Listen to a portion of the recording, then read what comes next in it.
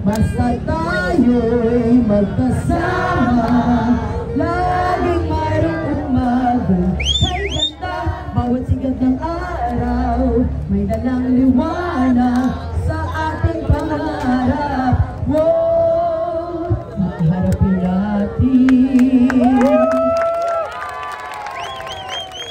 Kami po ay nandito para pahayag din yung aming programa para sa Manilenyo. Alam naman po natin na ang sitwasyon po natin ay nakakaiwas sa Nakuling mga bata. Maligay dyan. Maligay dyan. Di makasalita eh. yung ating sitwasyon po sa ngayon. Kami po ay narito para magbigay lamang ng tunay na paglilingkod para sa mga senior citizen. Unang programa na amin pong agarang ibababa, livelihood program o pangkabuhayan sa bawat barangay na direkta sa Manilenyo. Ibig sabihin ng direkta, kayo mismo makakatanggap, sa inyo po mismo ibibigay. At syempre, pangalawa na po yan, yung 2,000 o dagdag benepisyo na 2,000 kada buwan para sa mga senior citizens. At syempre, lalagyan natin ng recreational center ang bawat distrito para sa mga senior citizen na kayo po ay magkaroon ng sarili po ninyong lugar na kung saan maaari kayo mag-meeting, mag-zumba o anuman pong mga livelihood program na gusto po natin idaos para sa ating mga senior citizen. Pwede po kayo mag-stay dyan mula 8 AM hanggang 5 PM. Huwag lang po abutin ng gabi at baka magka-boyfriend pa ang ating mga lolo at lola. Siyempre, yan po ay tanda lamang ng pasasalamat at dapat talagang kilalanin ang kabayanihan ng ating mga senior citizen na talaga namang naghihirap ng mahabang panahon para makapagpaaral ng anak, kumain araw-araw at makasikaso ang pamilya. Ito pong paghihirap ng senior ay kailangan matuntukan na sa tunay na programa na dapat ibaba na direkta sa Manilenyo! Kabilang na po dyan ang masiguro natin na lahat ng barangay center ay magkaroon ng barangay health center na may gamot at doktor na titingin sa may sakit, lalo na po sa ating mga senior citizen na dapat agaran na aksyonan para humaba ang buhay ng mga senior citizen natin. Kadalasan, papasok ka ng ospital, sa public hospital, lalabas kang may sakit, lalabas ka pa rin ng may sakit. Ito po ay tutunan natin na ang lahat ng mga public hospitals ay talagang tutukan na magkaroon ng gamot at doktor na talagang mangangalaga sa pampalusugan para sa Manilenyo. At syempre, ang pinakamahalaga na maisalba pa ang natitirang lupain sa Maynila! Dapat masiguro natin ang lupain natin ay mapunta sa Manilenyo! Dapat may maiwanan sa ating mga anak at apo na kahit ano pong mangyari, ito po ay para sa atin. Agaran ko pong bibigyan ng solusyon na maisalba ang mga natitirang landmark o historical places ng Maynila!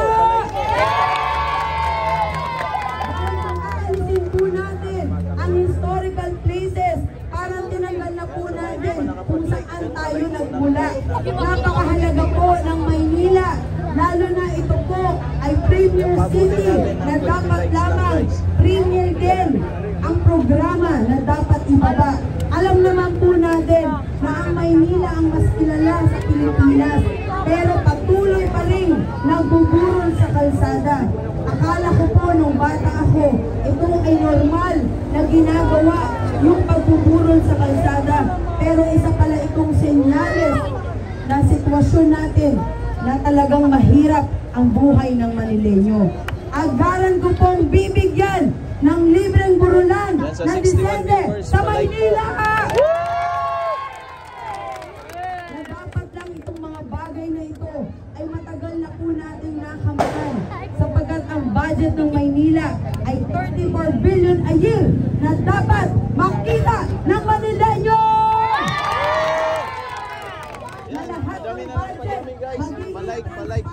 tayo at ilalabas ko ang bawat sentimo na malaman ng Manileño kung saan mapupunta ang budget ng Maynila.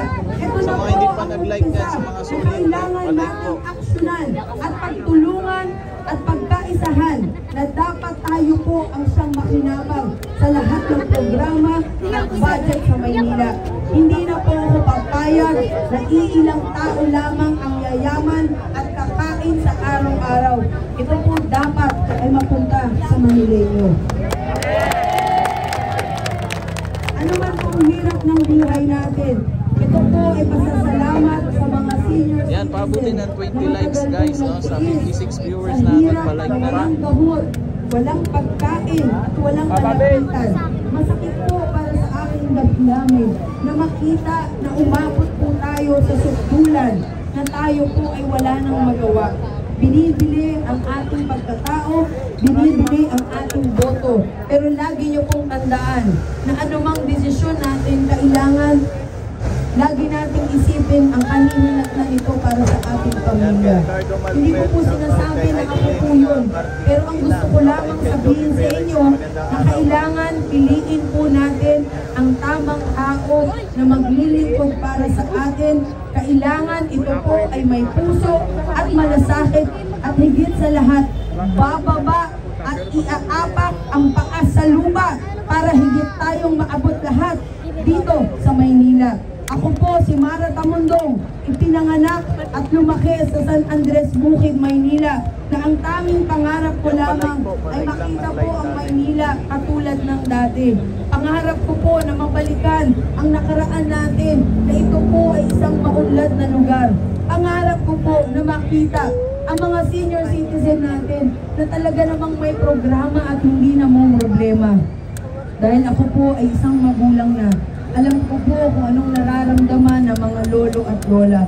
Mahirap pong isipin na tayo po ay nanlilimos para sa atin. Mahirap pong tanggapin na ang mga senior citizen natin ay nagpapakahirap lumabas ng bahay para lang kumita.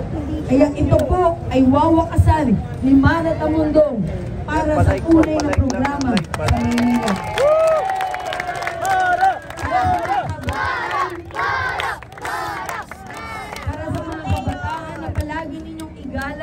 Ang inyong mga magulang, lalo na higit ang ating mga lolo at lola. Dahil kung hindi dahil sa kanila, walang gigising ng maaga para magluto ng pagkain, walang mamamalengke, walang magpaplanja ng damit at maghahatid sa eskwelahan. Dapat isipin natin na ang ating mga magulang ang naging daan para tayo ay lumaki ng maayos. Kailangan palagi kayong magpasalamat sa nanay at tatay, sa lolo at lola, sa araw-araw na binibigay nila ang kanilang buhay para sa atin. Maging magalang sa ating mga magulang. Ano ang sinasagot ninyo kapag kayo ay kinakausap? Opo! Opo at opo at laging magmamano. Ito pong tanda ng ating kaugalian bilang isang Pilipino ay hindi kailanman dapat inaalis sa ating mga kabataan dahil sila pa rin po ang susunod na henerasyon na magpapatuloy po ng magandang hangarin natin para sa ating bayan. Kaya para sa ating mga senior citizen, sana po huwag po kayo mawala ng pag-asa sapagkat si Super Mara Tamundong ay nandito na para gawin ang lahat na matupad ang inyong mga pangarap. Kaya maraming ibibigay ko po ang mensahe ng ating mahal na Pangulong Bongbong Marcos at mensahe ko na rin, basta tayo'y magkasama.